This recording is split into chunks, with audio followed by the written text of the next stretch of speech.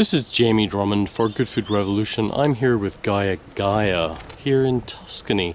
Now, Gaia, your family have a small shop up in Piemonte, but you also have interests here in Brunello. Yes. Brunello di Montalcino. Why did your family choose to invest down here?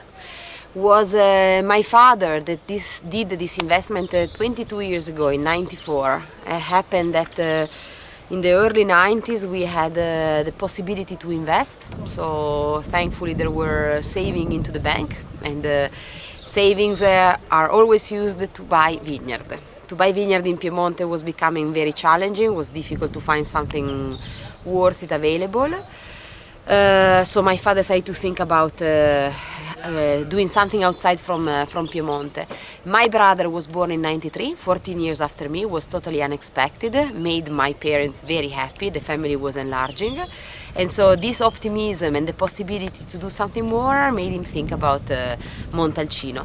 This estate was one of the 20 estates on sale at the time. So my father did a big research, went everywhere, and then the historic memory of the people from Montalcino made him understand that this was a beautiful place to start with.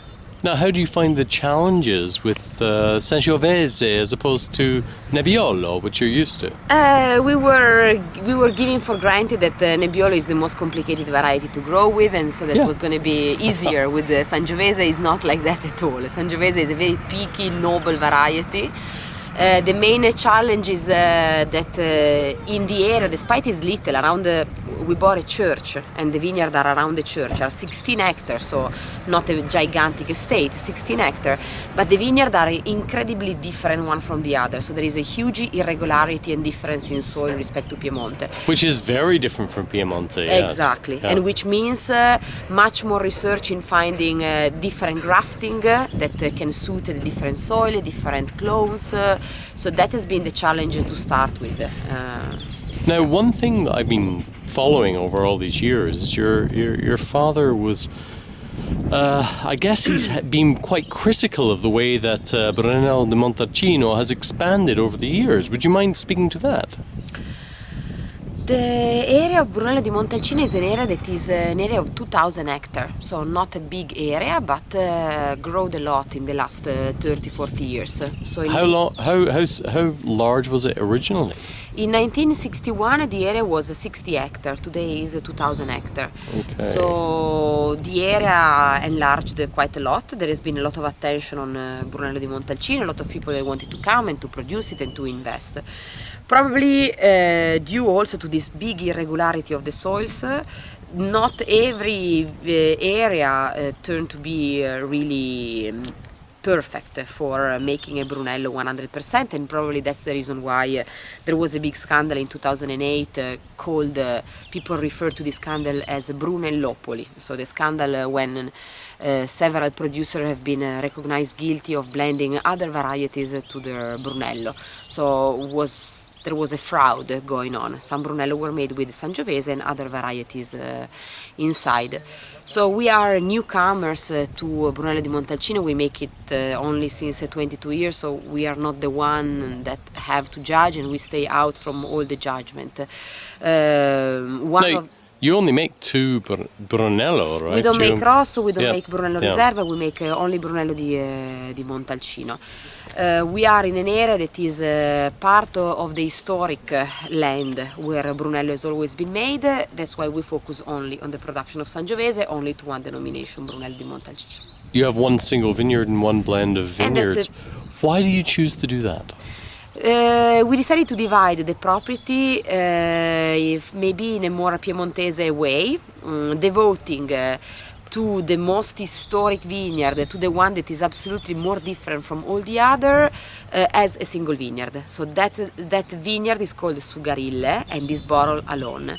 And then there are 3 vineyards that in the long history of this estate has been owned by the clergy for 1,600 years. So we can track by looking at the inventories that the priests were writing every year about the production of the clergy estate. We know which vineyard have always been planted with vineyard, and which vineyard of today in centuries have been planted also with grain. Sometimes they pull out vineyard, they planted something else. So the historic vineyard, Sugarille, for us is the single vineyard. The other land that sometimes has been planted with vineyard, sometimes was something else, we decided to blend it together in another wine called Rennina. Before we go and say goodbye, I have one last question for you. So we've noticed the alcohol levels of Brunello de Montalcino creeping up over the last few years, but you have some ways to combat that, do you not? No one has the truth in the pocket, so we try. We have to believe in something. It seems giving us some good result. We try to fight back climate change. This has been our big challenge of the last 15 years in trying to keep the soils as cool as possible, trying to work the canopy in a different way, trying to stimulate less the production of new leaves that are like very active solar panel that brings a lot of sugar into the grapes. And so we don't cut the canopy anymore, making sure that when we arrive to harvest time, we still have those same old leaves that pop up in spring, and that maybe our leaves working 70%. That's enough, because in the sky today there is a much bigger concentrator that does the job stronger than the past. And also we also try to manage differently the grassing, trying to keep soils cooler.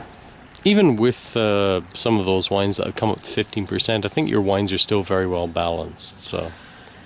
Thank you very much. No, that's very important. That is the most important thing. Thank you. Gaia, thank you for having us at your place today, and thank you for spending time with Good Food Revolution and keeping all these people from their dinner. Thank you. Bye for now. Ciao, ciao. Thank you.